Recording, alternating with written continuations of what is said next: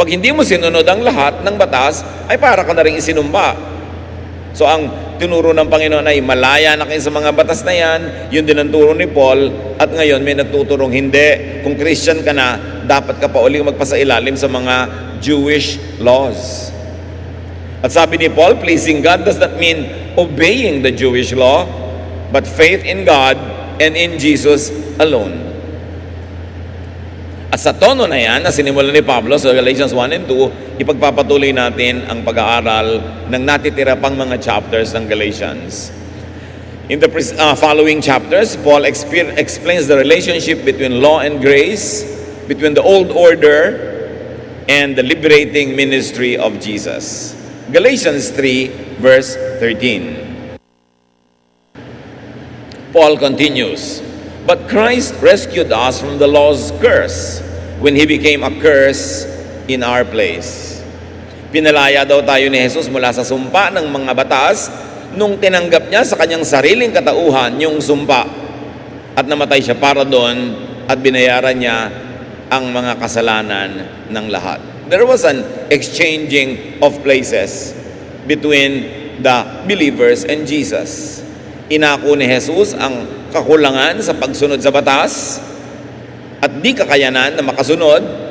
Inako niya yon at ang kabanalan niya ibinigay niya sa mga mananampalataya. Galatians 3:15-16. My friends, I will use an everyday example to explain what I mean. Once someone agrees to something, no one else can change or cancel the agreement. That is how it is with the promises God made to Abraham and his descendant. The promises were not made to many descendants, but only to one, and that one is Christ. Idiniin ni Pablo, pag napagkasunduan na isang bagay, hindi na pwedeng putulin o sirain ang usapan. At napagkasunduan na ng Diyos Ama at ni Abraham na sa pamamagitan ng isang kaapu-apuhan ni Abraham ay maliligtas ang lahat ng tao mula sa kasalanan sa paglabag sa mga batas at maliligtas din sila sa pangangailangang sundin ang batas. At ang kaapu-apuhan na yon na tinutukoy ay ang taong si Jesus na isinugo ng Ama mula sa langit na Diyos at tao sabay. Galatians 3:17. What I am saying is that the law cannot change or cancel God's promise that was made 430 years before the law was given. Anong tinutukoy dito? Na nagkasundo na ang Diyos at si Abraham na ang tao ay maliligtas sa pamamagitan ni Jesus na darating pa lang 430 years bago ibinigay ang batas kay Moses. Talagang kwentado ni Paul. Sabi, mas nauna ang kasunduan ng Diyos na ililigtas ang lahat ng taong mananalig sa darating na tagapagligtas. Nauna ito ng 430 taon kesa dumating ang batas na ibinigay kay Moses at mga iba pang batas na kasunod na ibinigay doon. The law of Moses and all other Jewish laws cannot invalidate the promised grace through Jesus given by God to Abraham 430 years before Moses. Alam na alam talaga ni Paul ang history. Alam na alam niya ang kasaysayan ng kanyang lahi at alam na alam niya ang mga kautusan ng Diyos. Sabi niya, mas nauna ang grace na ibinigay kay Abraham bago dumating ang law na ibinigay kay Moses. Ang tanong ngayon, ba't nagkaroon ba ng law? Galatians 3:19, what is the use of the law? It was given later to show that we sin.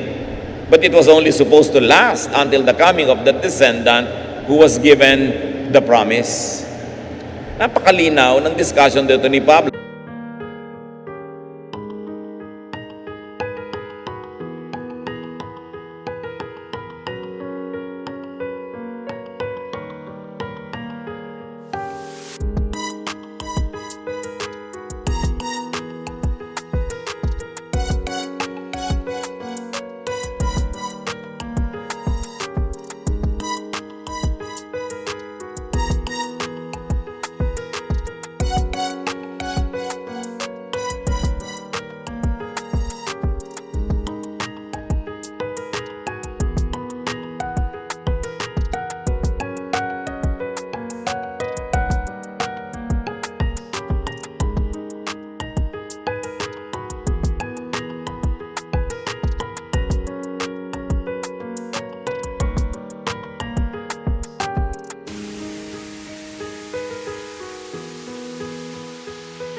law.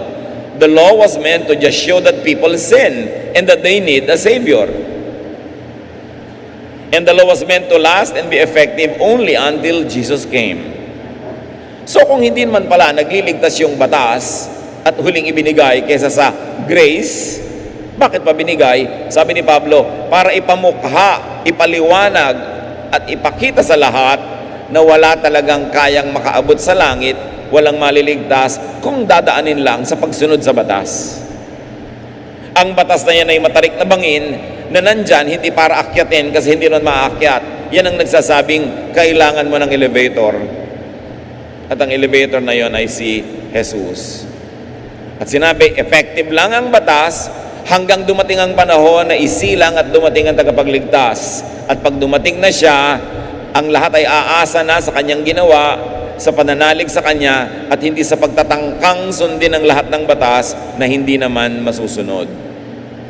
So the law was meant to expire with the arrival of Jesus. Jesus invalidated the law. The law that forces people to do something on their own to reach God.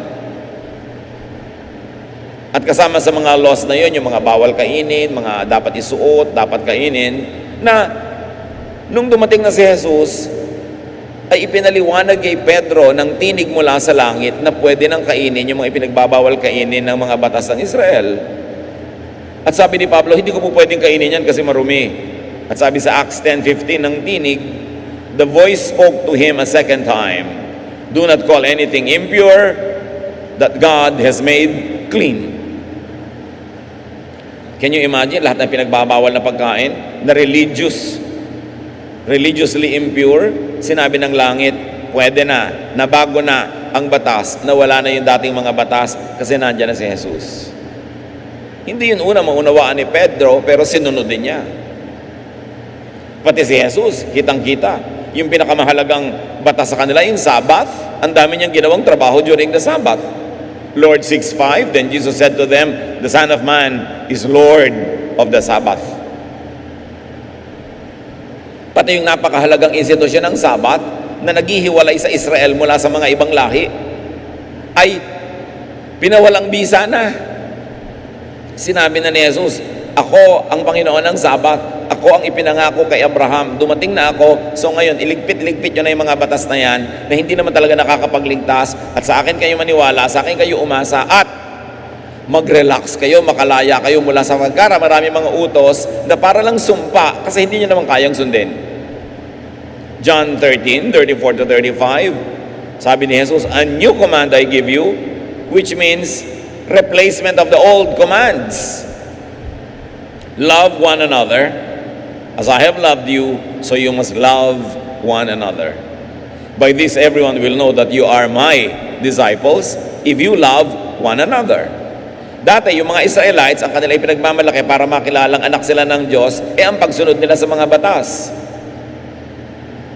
Sabi naman ni Jesus, para makilala kayo ng mga disciple ko kayo, and therefore anak talaga ng Diyos, dapat maibigin kayo na iba na ang pagkakakilanlan.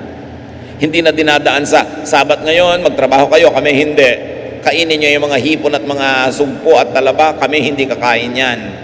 Yung kailangan kami circumcised, kayo hindi circumcised. Laging pag-iba, paghiwalay ang ginagawa ng mga Jews sa sangkatauhan. Pinag-isa na ni Jesus ang mga taong yon sa pamamagitan ng kanyang dugo, at sinabi niyang, iisa na lang kayo, ang mahalaga na nanalig kayo sa akin at kayo ay kakasihan ng Ama. Ang problema rin kasi sa law ng mga Israelites, the law made them very legalistic and very cold, and up to a point very unloving and even cruel. Masunod lang yung batas kahit maging malupit ka na. At yun ay ibinilik ni Jesus sa, no, huwag kayong magpakalupit sa pagsunod sa batas. Ang unahin yung batas ay ito, maging maibigin kayo, maging mabuti kayo at mabait sa isa't isa. Hindi yung dahil sa pagpapairal nyo ng mga batas, nagiging malupit na kayo sa isa't isa. Kung gusto nyong makilalang kayo talaga anak ng Diyos, disipulo ko, heto ang kailangan. Identity ninyo, loving. Hindi yung law-abiding as in the laws of the traditions of ancient Israel. Matthew 22:36-38, may nagtanong kay Jesus, Teacher, which is the greatest commandment of the law? Jesus replied, love the Lord your God with all your heart and with all your soul and with all your mind. This is the first and greatest commandment.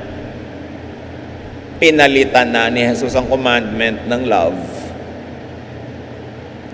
Kaya ang dami-dami pa mga commandment na pinipilit ng mga tao ngayon na i-impose kahit sa mga modern day Christians. Ang una mong itatanong, papasabayan kay Jesus, loving ba yan? Loving ba yung idea? Loving ba yung method? Loving ba yung implementation? O magiging unloving? Kasi kung unloving na, nakakasakit na, nakakasugat ng damdamin, hindi na yan kay Jesus. Sa law na yan, na pinawalang bisa na nga.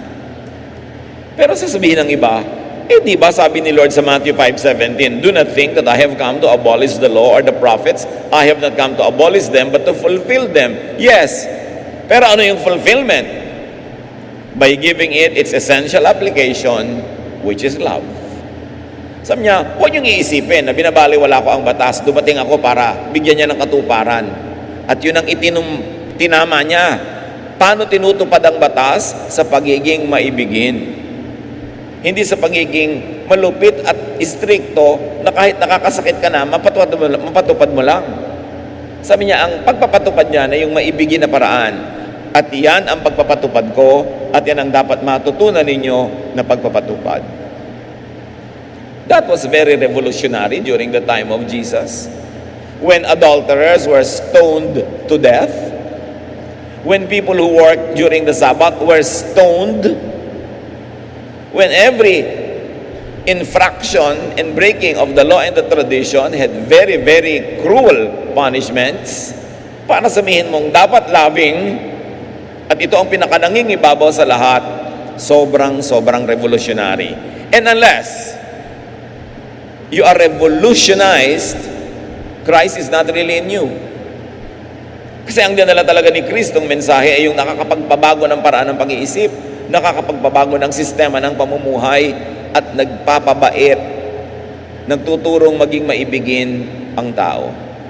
Habang hindi ka pa maibigin, lalong-lalo kung hindi ka maibigin, at mapanghusga ka pa nga para lang i-implement mo ang batas na sinauna, wala pa ang Espiritu ni Kristo sa iyong puso.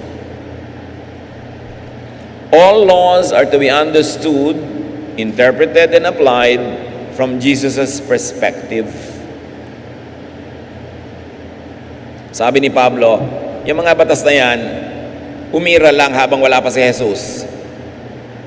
Nung dumating na siya, nawala na ng bisa, binigyan niya ng bagong bisa, binigyan niya ng bagong kahulugan, ang kahulugan, maging maibigin. All laws are to be understood, interpreted, and applied through Jesus' filter. Dadaan sa kanya, sasalain niya. Pag unloving, wag na. They all have to be applied within Jesus' frame. Yung filter at frame niya at perspective niya, iisa lang, love. The greatest of all commandments. So all the laws are to be applied to promote Jesus' main teaching, which is salvation by faith. Kung may nalilito pang Kristiyano kung anong turo ni Kristo, huwag na kayong malito. Ito yon. You are saved from your sin. You are saved from the punishment of sin. You are saved from having to obey all the laws which you cannot obey anyway. You are saved from the curse of being unable to obey the law by believing in Jesus. Na sa krus, binayaran ni Jesus ang lahat ng kasalanan at lahat ng hindi natin makayang dalhin ay dinala niya. Ang hindi natin makayang gawin ay ginawa niya para sa atin. Ang hindi natin makayang ibayad ay ibinayad niya sa pamamagitan ng kanyang dugo. At pag naniwala ka doon, naniwala ka kay Jesus, yung kabanalan niya ay magiging sayo. Yung kasalanan mo ay mapupunta sa kanya, babayaran niya sa krus, kaya ikay walang kasalanan kahit ang totoo marami. Kasi ang totoo walang kasalanan si Jesus, pero tinambakan ng maraming kasalanan para ang may kasalanan ay mawalan ng kasalanan, nagpalit ng dala-dala. Ang dalahin nating kasalanan napunta kay Jesus, ang dalahin niyang kabanalan napunta sa atin. Pag naniniwala ka doon, yun ang kaligtasan. Hindi pagsunod sa kung ano-ano mga batas. Ngayon, dahil naniniwala ka na magiging mabuti ka, magiging mabait ka, natural, magkakaroon din ng mga batas na susundin mo, pero mga batas na puro para umibig, maging maibigin, at tumanggap ng pag-ibig sa kapwa. All the laws are to be applied and to promote Jesus' main ministry, and that is the promotion of love, rest, and peace. Kaya kumanta yung mga anghel nung isinilang si Jesus, peace on earth, goodwill to men. Kaya ang sabi ni Lord sa Matthew 11:28-30, come to me, all of you who are weary and burdened, and I will give you rest. Take my yoke upon you and learn from me, for I am gentle and humble in heart, and you will find rest for your souls. For my yoke is easy, and my burden is light. Madali bang sumunod ng mga batas ng Israel? No, difficult. Therefore, hindi yun ang burden ni Lord. Kasi ang burden niya is easy and light.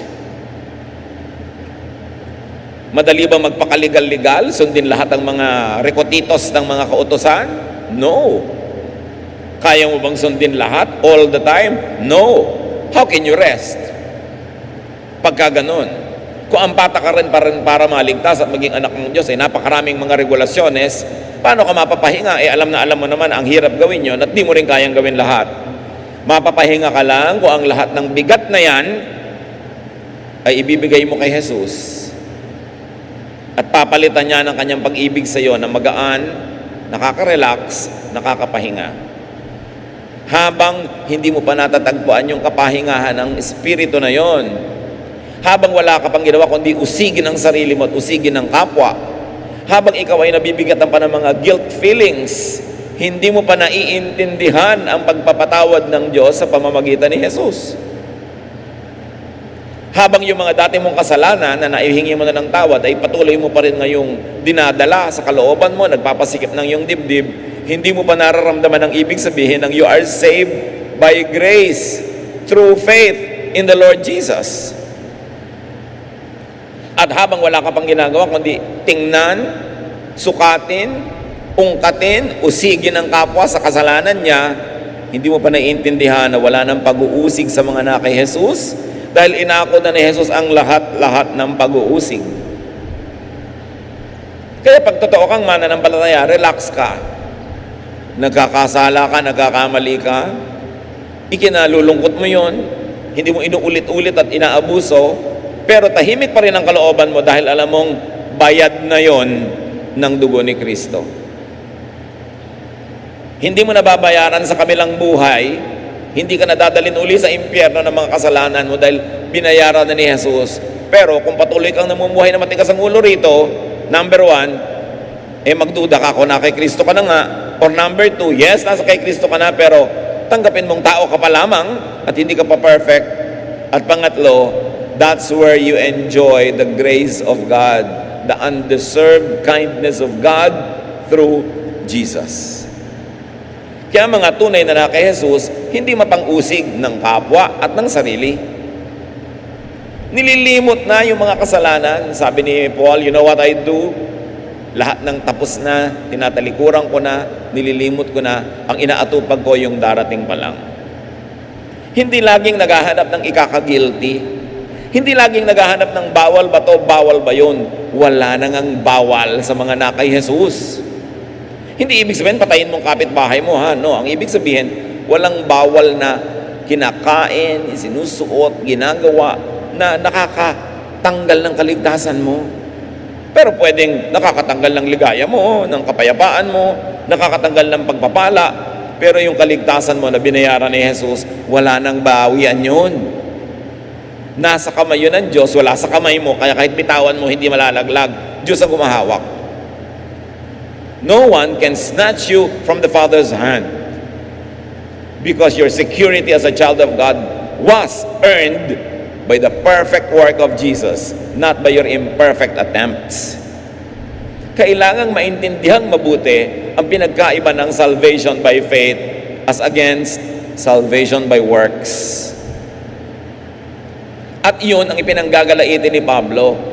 Matapos niyang maturuan ng mga Galatians ng salvation by faith in Jesus, May sumalisi nung napatalikod siya at sinasabing, no, kailangan magpatuli kayo, kailangan hindi nyo to kainin, kailangan isuot nyo yung mga ganon, kailangan maging Hudyo kayo para kayo maging Kristiyano.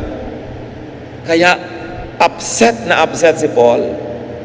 Galatians 3:21-22. Does the law disagree with God's promises? No, it doesn't. If any law could give life to us, we could become acceptable to God by obeying the law. But the scriptures say that sin controls everyone, so that God's promises will be for anyone who has faith in Jesus Christ. Sabi ganun, kung magiging acceptable din lang tayo sa pagsunod sa batas, di dapat hindi na lang namatay si Jesus. Pero malinaw ang sabi ng Diyos sa langit, ang tatanggapin niya yung hindi masunurin sa batas, kundi yung may pananalig kay Jesus. Galatians 3:23-25. The law controlled us and kept us under its power until the time came when we would have faith.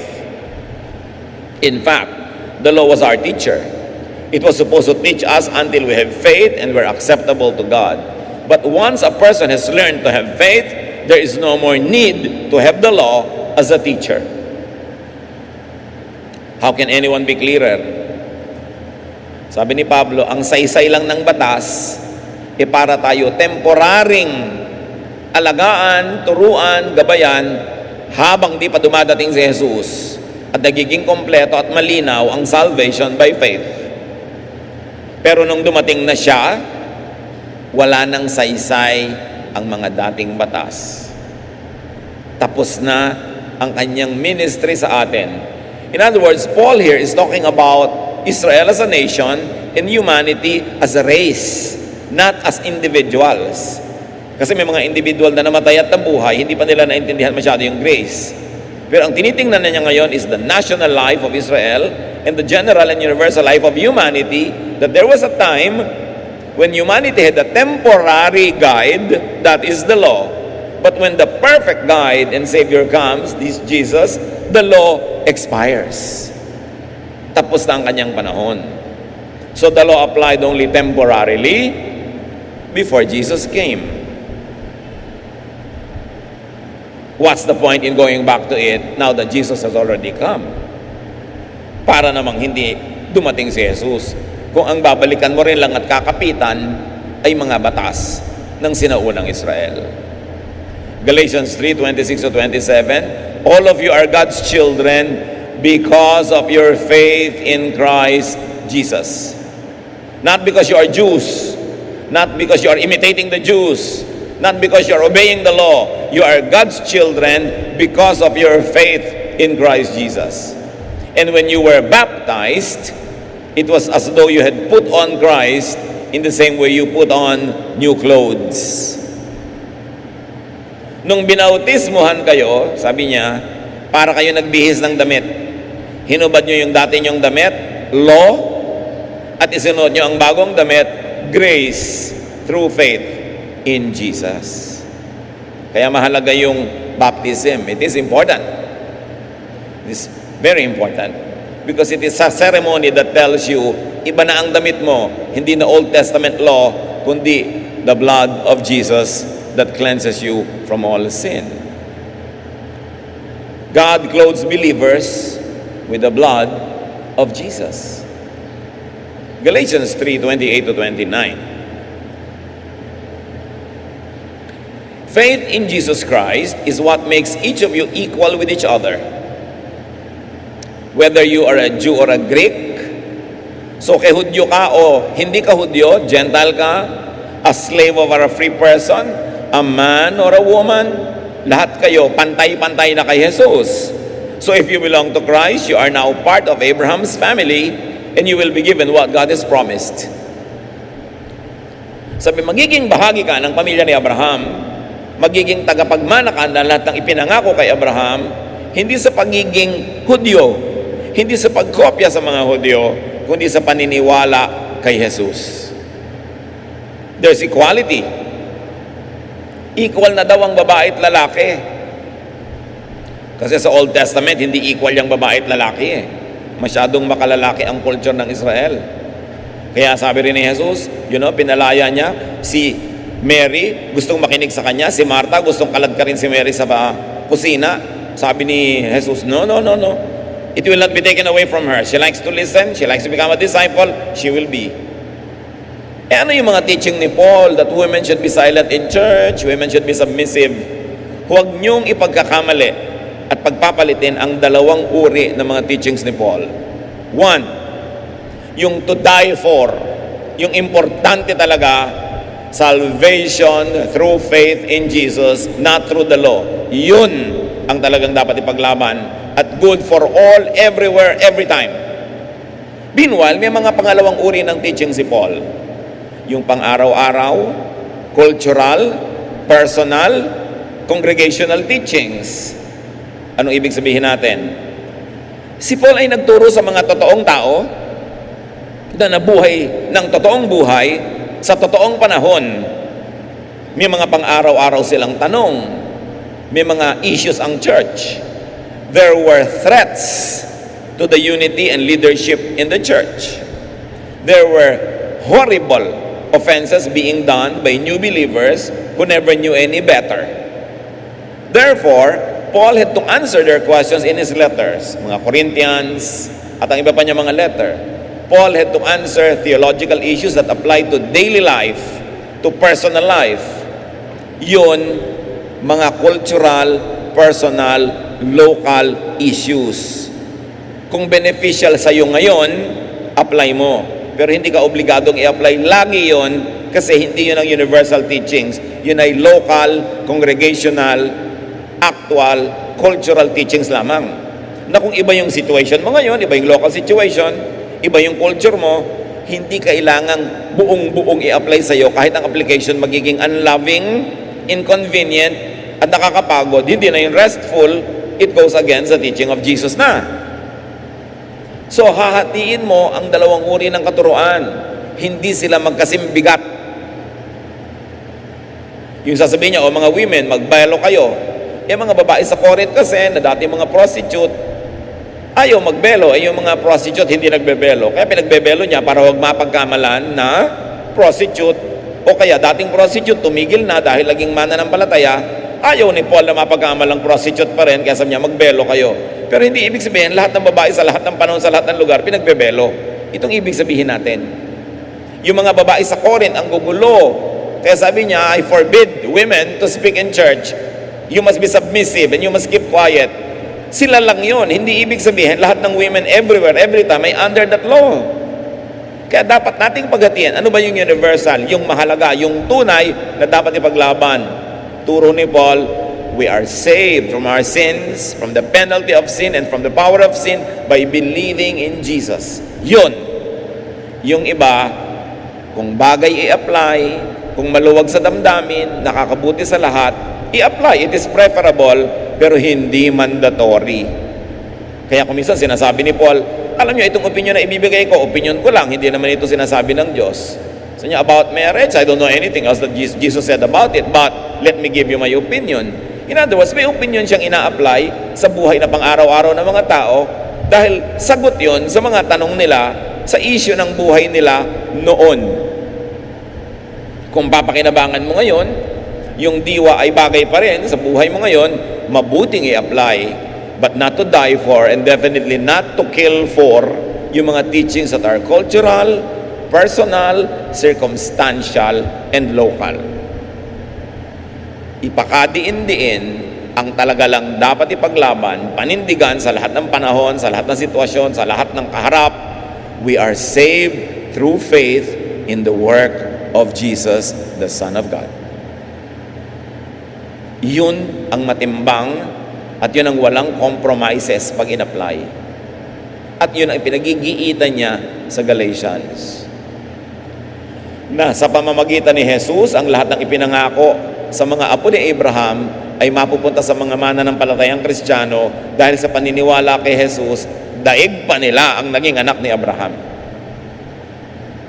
Hindi mo na kailangang isuot ang mga costume ng mga Israelites, kopyahin ang kanilang mga diet at pagkain, makikopya sa kanila mga piyesta at mga festival ng kalendaryo nila para ka lang mahalin ng Diyos. Sabi ni Pablo, pag naniwala ka kay Jesus, tinanggap mo siya, daig mo pa sila na tumanggi kay Jesus.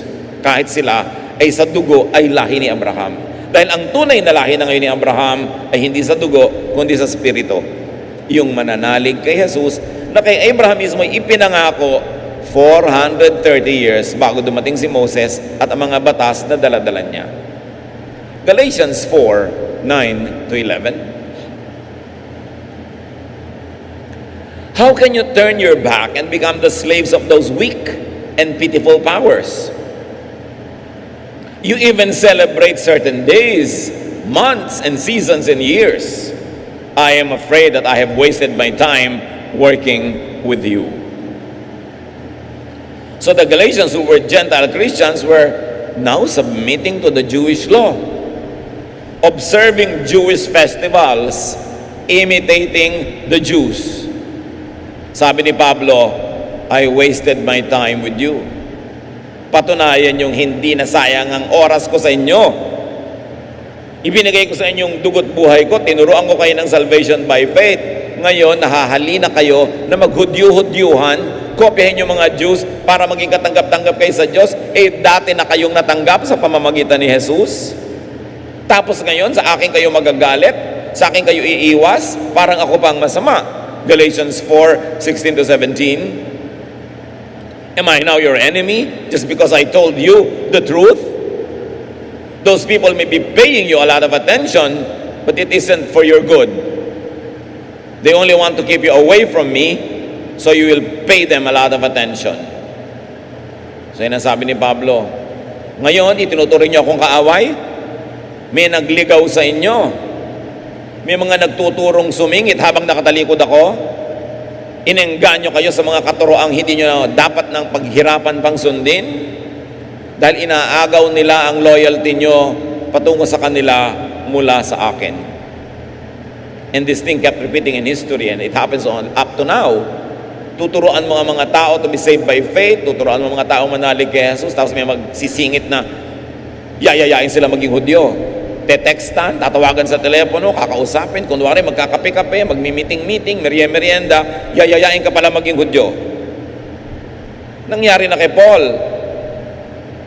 Para namang walang Galatians, meron pa hanggang ngayong nadadaya. Ang linaw-linaw, malinaw pa sa sikat ng araw itong Galatians. Galatians 4:21 to 25. Some of you would like to be under the rule of the law of Moses. But do you know what the law says? In the scriptures, we learn that Abraham had two sons. The mother of one of them was a slave, while the mother of the other one had always been free. The son of the slave woman was born in the usual way, but the son of the free woman was born because of God's promise. All of this has another meaning as well. Each of the two women stands for one of the agreements God made with his people. Hagar, the slave woman, stands for the agreement that God has made at Mount Sinai, meaning Old Testament, Moses, all the laws. Everyone born into her family is a slave. Hagar also stands for Mount Sinai in Arabia and for the present city of Jerusalem. She and her children are slaves. Alam na alam talaga ni Paul ang history ng kanyang bayan at ang history ng dealings of God with men. Sabi niya, para maintindihan niyo pang lalong mabuti, gunitain natin ang dalawang babae at ang dalawang anak nila. Si Hagar, alipin.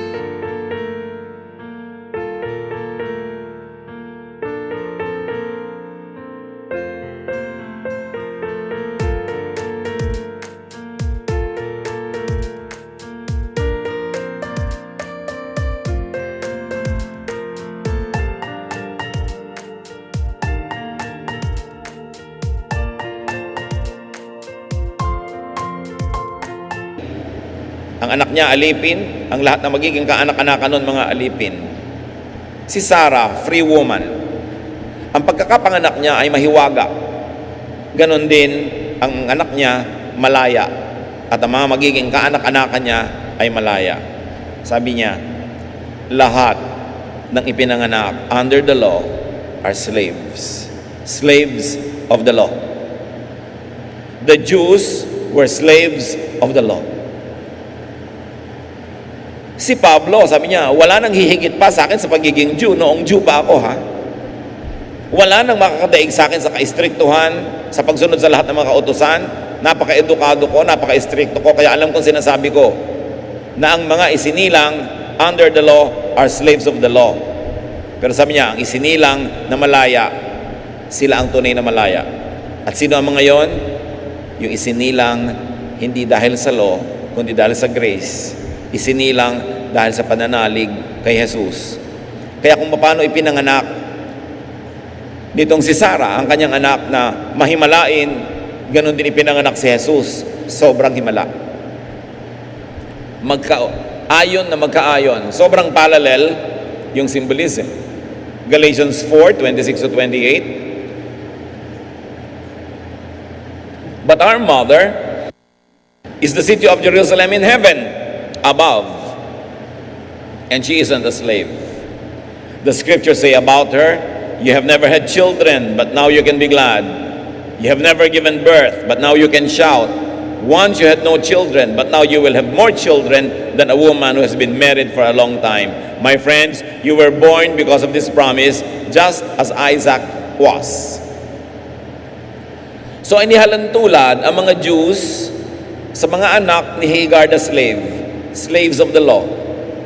Inihalintulad ang magiging anak ng Diyos sa pamamagitan ng pananalig kay Jesus sa mga anak ni Sarah na malaya. Sabi niya, yung mga anak ni Hagar, mga taga-Jerusalem, ang mga taga-Jerusalem, slaves.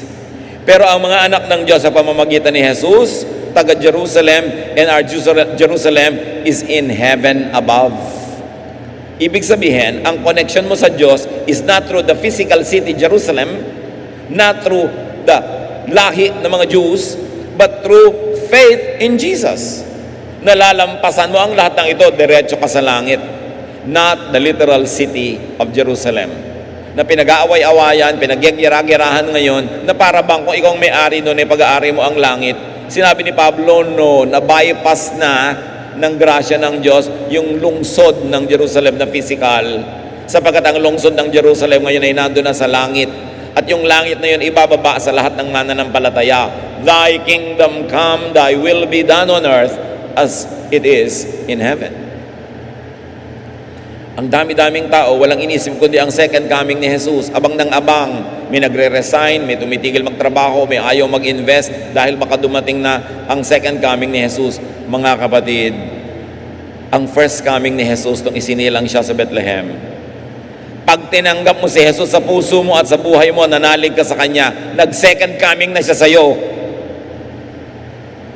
Bagamat merong talagang dramatic na physical second coming for all na iniintay ng lahat, pero nung tinanggap mo si Jesus, na advance na yun sa'yo, nagkaroon ka na ng advanced second coming. Dumating na si Jesus sa'yo, thy kingdom come, thy will be done on earth as it is in heaven. At tulad ng sinabi ni Jesus tungkol kay Zacchaeus, sabi niya, indeed, salvation has come unto this house. Dahil nanalig ka. Christians are free. Anong ibig sabihin na Christians are free? Tapos tanungan pa rin ng mga Christian ngayon, pwede po bang kumain ng dilugan? Pwede po bang magpatato? Pwede bang tumugtog na may drums? Pwede bang magsuot ng pantalon ng mga babae? Pwede bang umattend ako ng mga piyesta ng lola ko sa Lokban? Pwede bang kainin ko ito? Para naman kayong under the law na naman. Pag ang lahat na naman ng bawal, ang iisipin nyo. Kailan natin maiintindihan na ang Kristiyano ay malaya sa mga batas na ito? That we live under grace. That the yoke is easy. The burden is light. Bakit natin laging pinapahirap? Tanong na naman mga Kristiyano, pwede po bang maglagay ng Christmas tree? Pwede ba magsabit ng parol? Pwede ba maglagay ng snowman? Pwede bang magpasko? Pwede bang umaten ng undas? Pwede bang pumunta sa binyagan ng mga pinsan kong hindi evangelicals? Pwede bang umaten sa kasal na gagawin nakaharap sa misa? Puro na naman mga bawal ang pinag-iisip. Malaya ang mga anak ni Jesus sa lahat ng bawal na yan.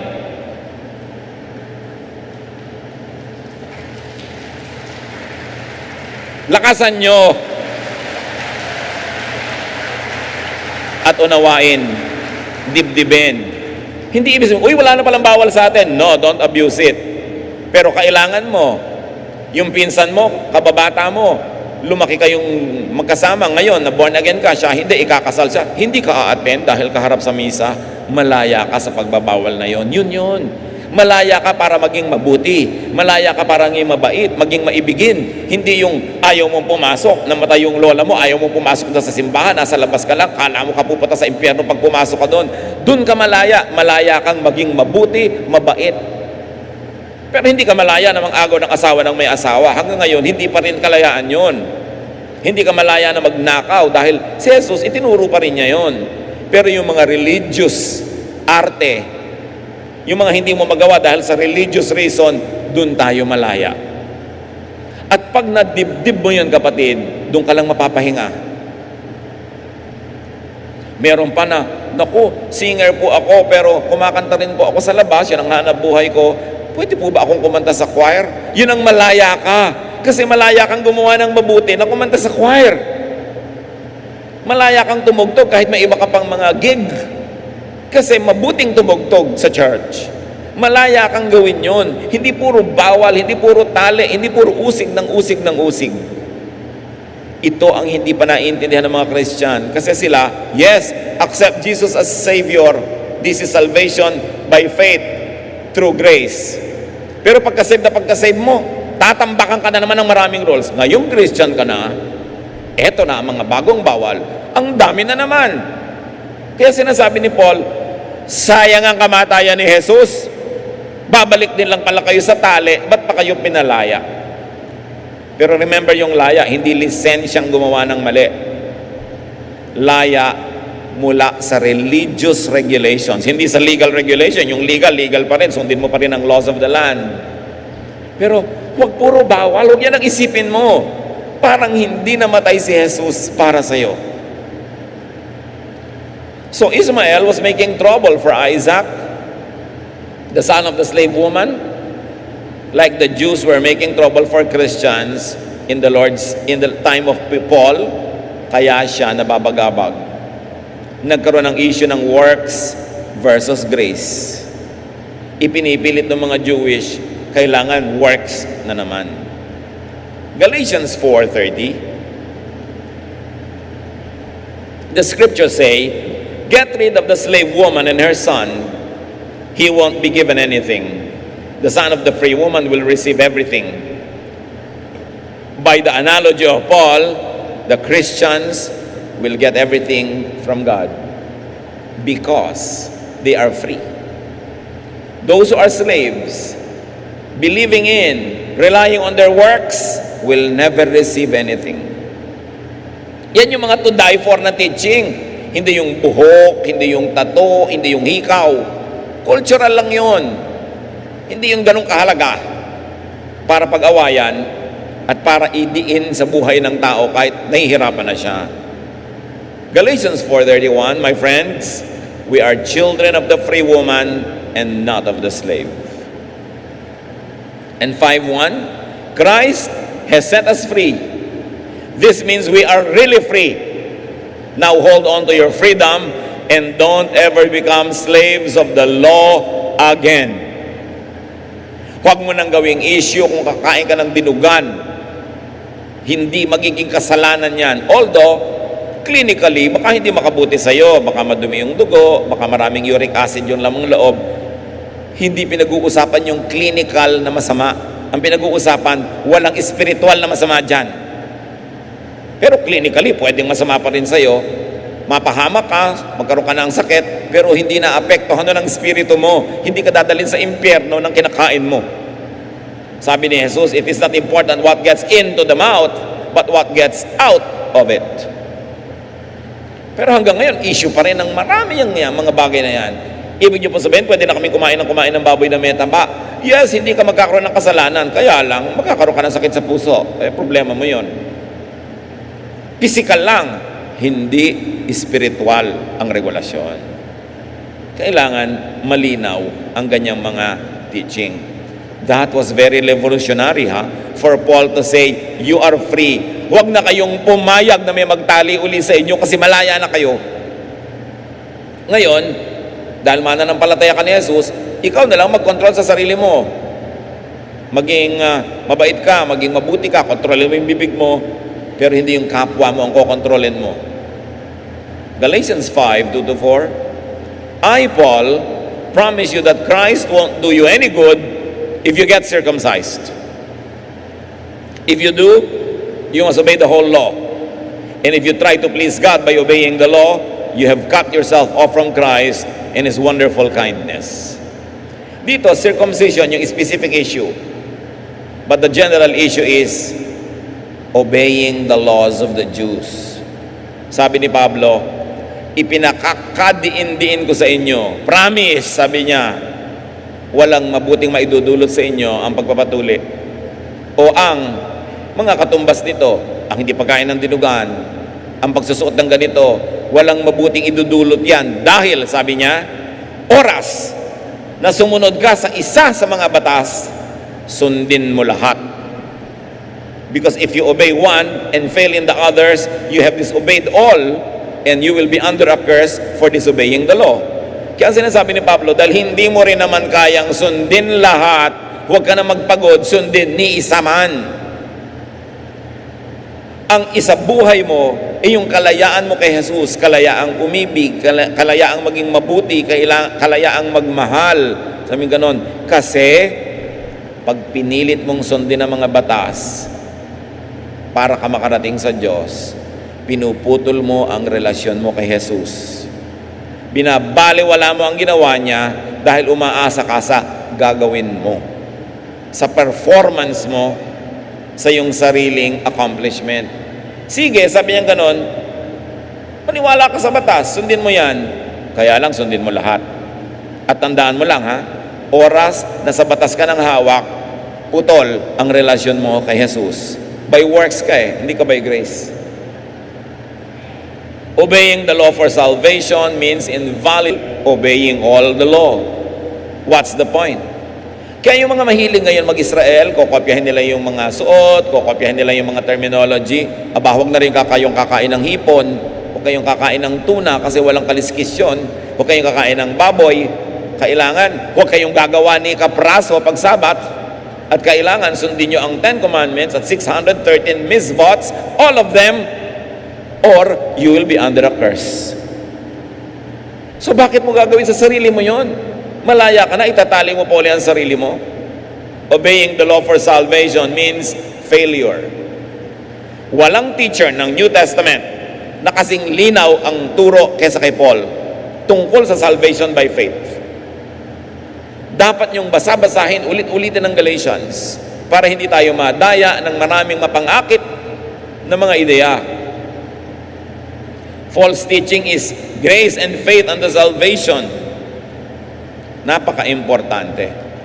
Galatians 5:5-6. But the spirits make us sure that God will accept us because of our faith in Christ. If you are a follower of Christ Jesus, it makes no difference whether you are circumcised or not. All that matters is your faith that makes you love others. So it also doesn't matter if you're a woman or not. Dahil nga pare-pareho ng pantay-pantay kay Jesus. So does it matter kung ang nag-preach ay babae o lalaki? Does it matter kung ang Bible study leader ay babae o lalaki? Ang song leader ay babae o lalaki? Sabi ni Paul, pantay-pantay na lahat. Nga, may magtatanong naman, di po ba sabi ni Paul, manahimik ang mga babae, magpa-under? Sa Corinth nga yun, sa mga culture na lugar na yon, specific issue na yon, ang gulo-gulo kasi ng mga babae doon. Paano sa mga lugar na yung babaeng matitino? Silang mahuhusay. Siyempre, hindi mo i-apply yun. Kasi nga, cultural yon. Hindi spiritual doctrine. Pag iba yung culture, iba ang laws of engagement, ang rules of engagement. Dapat pinaghihiwalay yung universal to die for teachings kaysa doon sa mga specific, cultural, and optional to apply in our lives. Huwag kayong maging malupit, huwag kayong maging masama at mapanakit dahil sa isang verse na cultural lang pala, local lang pala, hindi universal ang application. So sabi ni Pablo, love of Christ, not Jewishness or obeying the law, is what saves you. Galatians 5:7-10, you were doing so well until someone made you turn from the truth, and that person was certainly not sent by the one who chose you. A little yeast can change a whole batch of dough, but you belong to the Lord. So sabi ni Paul, whoever teaches Christians to submit to the law, to imitate the Jews, whoever teaches that is not from God. Mukhang maganda, nakakahalina ang turo, parang maganda, pero no, anong igaganda nung sinasabing, huwag kang umasa kay Jesus, umasa ka sa sarili mo? Anong iginanda nung para makarating ka sa Diyos, magpakahudyo ka? Anong iginanda nun? Hindi ka naman talaga hudyo, kahit anong gawin mo, magpatiwati-wari ka dyan. Ang sinasabi ni Pablo, hindi mo kailangan maging Jew. Manalig ka kay Jesus, daig mo pa ang Jew, kasi lahat ng pangako kay Abraham, sa iyo na rin. Galatians 5:10, that makes me certain that you will do what I say, instead of what someone tells you to do. Whoever is causing trouble for you will be punished. Sabi ng gugulo ng isip nyo, tahimik ng kalooban nyo, salvation by faith through Christ, parurusahan ng mga nagtuturo niyan. So there will be punishment for Judaizers. Merong pag-iingat, Galatians 5:13-15, at namnamin nyo ito, church. My friends, you were chosen to be free. So don't use your freedom as an excuse to do anything you want. Use it as an opportunity to serve each other with love. All the law says can be summed up in the command to love others as much as you love yourself. But if you keep attacking each other like wild animals, you had better watch out or you will destroy yourselves. Kasi pag-ingatan ninyo na itong kalayaan kay Jesus, hindi maging lisensya para gumawa ng mga kabalbalan. Ito ay inyong lisensya para gumawa ng mabuti. Gusto nyo maging mabait sa isang tao na kinokondem ng iba dahil makasalanan, ito ang lisensya nyo ngayon. Gawin nyo yung mabuti, maging mabait kayo sa kanya. Dahil you are no longer under the law na pinag-uutusan kayo, hiwalayan siya, ituring siyang tagalabas. Yun ang mga sinasabing pinapalaya ka para gumawa ng mabuti, hindi para gumawa ng masama. Importante, to really love like Jesus does. Kasi para ka maging maibigin tulad ni Jesus, ang totoo niyan, there are many legalistic, traditional, and conservative laws that you will have to break para ka maging maibigin. At yun yung kalayaan na yun, para ka ma-empower to love. You are free from moral punishments that will stop you from loving people. Katulad nun, Sabat na Sabat, bawal magtrabaho. Gusto ni Jesus mahalin yung may sakit, pagagalingin niya. Ngayon na, hindi na bukas, malaya siya. At malaya ang mga Kristiyanong i-break ang mga laws na yan kung ang magiging dahilan ay para umibig, magmahal, tumulong tulad ng ginawa ni Jesus. Kasi maraming pagmamahal na hindi mo magawa dahil parang ipinagbabawal ang relihiyon. Kailangan parusahan, kailangan itiwalag. Malaya na tayo doon dahil tayo ipinalaya para magmahal. Freedom in Jesus is not license to do anything wrong, but it is empowerment to love to the max. Malaya ka basta ang gagawin mo, maibigin, mabuti at mabait. Tulad ng pinasok ni David yung tabernacle, ipinakain sa kanya mga tauhan yung pagkain na para lang sa mga pare. The law prohibits that. But Jesus was free to do that. David was free to break that law, to love his men who were hungry. Nakita niyo application? To break religious law, to love. But not to steal somebody's spouse. Not to steal anything from your neighbor. But to love. Galatians 6:12. Those people who are telling you to get circumcised are only trying to show how important they are. And they don't want to get into trouble for preaching about the cross of Christ. Sabi, alam nyo kung bakit stricto lang yung mga yan? Kasi nagmumukha silang importante. Iginigiit lang naman nila yung mga batas na nasusunod nila para magmukhang sila yung bida at tama. Pero yung mga batas na hindi nila masunod, hindi nila inuungkat. Kaya yung mga hindi adulterers, galit na galit sa adulterers, hindi naman sila galit sa pride, kasi proud sila. Lagi nila ang pinagkakainitan nila yung kasalanan ng ibang kitang-kita na siguro hindi nila kasalanan, kaya pwede nilang pag-initan. Pero yung mga kasalanan nilang iba, hindi na nila inuungkat. Because that will disempower them. So Paul is focused on preaching salvation by faith in Jesus and the love of Jesus. At sa pagtuturo niyan, that gets well-meaning and faithful teachers like Paul in trouble. Nasusuong sa gulo, sa paninindigan para sa salvation by faith. Galatians 6:15-16. It doesn't matter if you are circumcised or not. All that matters is that you are a new person. So apply nyo yun. It doesn't matter if you're a woman or a man. It doesn't matter if you're a slave or free. It doesn't matter who or what you are. What matters is you are a new person in Christ. If you follow this rule, you will belong to God's true people. God will treat you with undeserved kindness and will bless you with peace. A very important book. Keep rereading in your private time. Marami pa kayong makukuhang katuruan. When it comes to Paul's teaching, remember, merong to die for. Salvation by grace through faith in Jesus. May mga teachings na optional, pwede kang maging mabait sa pag-a-apply, yung mga cultural, personal, circumstantial, local issues. Hindi yun heaven and earth, hindi yun universal. Bigyan ng tamang timbang. So ang choice, Jesusness or Mosesness? Law or grace? Judaism or Christianity by grace in Jesus? Napakalinaw, nilinaw ni Pablo ang choices. Kailangan mapalaya tayo at huwag tayong matakot ipamuhay yung freedom natin in Christ. Katulad ni Pedro, pinalaya na siya ng Diyos mula tungkol sa issue ng pagkain at hindi pakikisalamuha sa mga Gentile. Kaya naman nagpunta na siya sa bahay ni Cornelius, natulog siya doon, kumain siya kasama sila. Pero nung dumating yung mga conservative na padala ni James, umalis si Pedro sa mesa ng mga Gentile at bumalik sa mesa ng mga Jews kasi natatakot siyang mapintasan ng mga conservatives. Mga kapatid, in the exercise of your freedom in Christ, in loving others, do not be afraid